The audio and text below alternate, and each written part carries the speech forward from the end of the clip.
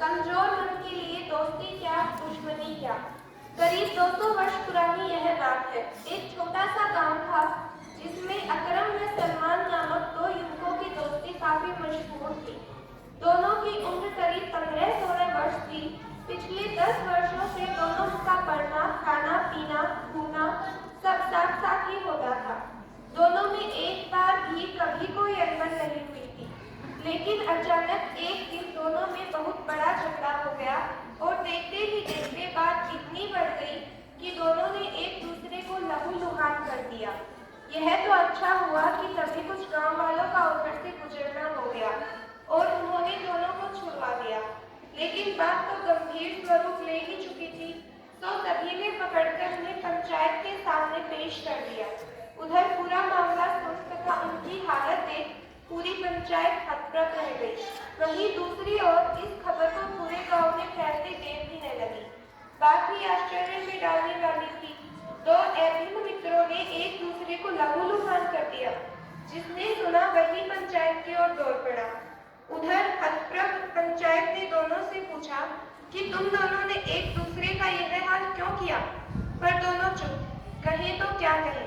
पंचायत ने अपना यह सवाल 2-3 बार दोहराया, परंतु दोनों फिर भी चुप। आखिर जब सख्ती से पूछा गया तो दोनों एक दूसरे से बात बताने को कहने लगे। कमाल था, मारपीट करते शर्म नहीं आई, अब बताने में शर्म आ रही थी। इस पर पंचायत ने कड़क आवाज में सलमान से पूरी बात बताने को कहा। बेचारा बड़ा शर्माते हुए बोला, बात यह हुई कि हम दोनों एक पेड़ के नीचे शांति से बैठे हुए थे। ऐसी ही कुछ यहाँ वहाँ की बातें कर रहे थे। तभी बात में मैंने अकरम से कहा कि मैं सोचता हूँ कि आखिर हम कितने दिन माँ बाप के पैसों पे पलेंगे। क्यों न कुछ व्यवसाय कर अपनी स्कूल फीस व जेब खर्च स्वयं कमाने की कोशिश करें। पंचायत को कुछ समझ ही नहीं आया, क्योंकि यह तो अच्छी बात हुई, फिर इसमें झगड़े की बात कहाँ से आ गई।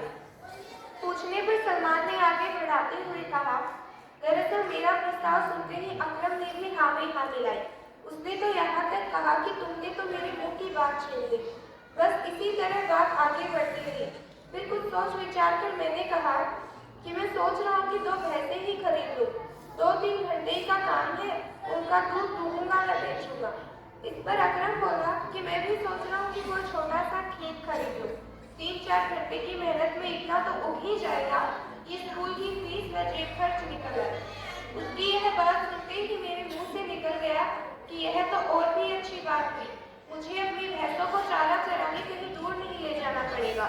मैं उन्हें चराने के लिए तुम्हारे ही खेतों में ले आया करूँगा। लेकिन मेरे इतने पहले ही उसने बड़ी कड़क आवाज में इसका विरोध किया। उसने तो बस इतनी सी बात पर दोस्ती को ताक पर रख दिया। लगा सीधा धमकाने कि खबरदार जो तुम्हारी भैंसें मेरे खेत में घुसी।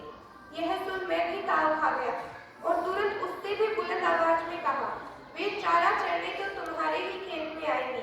देखूंगा कि तू क्या कर लेता है। इतना सुनते ही वह पूरी तरह भरमा गया और साफ साफ धमकी दे डाली कि उसके खेत में अगर मेरी भैंसें घुसी तो वह उसकी टांगें तोड़ देगा। फिर दोस्त के मुंह से ऐसी गुस्से वाली बात सुन मैं भी पूरी तरह क्रोध से भर गया। मैंने भी चेताते हुए कहा कि मेरी भैंसों को हाथ भी लगाया तो तुम्हारा सर फोड़ दूंगा।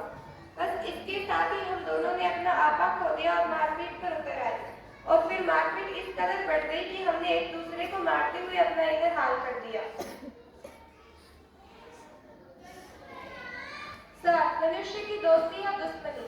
दूसरे मनुष्य के स्वभाव व फितरत से कहीं ज्यादा उनके स्वयं के मन की विकृतियों पर निर्भर है। बाहर के तमाम झमेलों, झगड़ों और भागा दौड़ी के लिए यहाँ हर मनुष्य का स्वयं का मन जवाबदार है। जिसके स्वयं के मन में विकृति नहीं, उसे दुश्मन तो छोड़ो, खराब व्यक्ति भी कम ही नजर आते हैं और उसे दुनियादारी भी कभी खराब नजर नहीं आती। Thank you.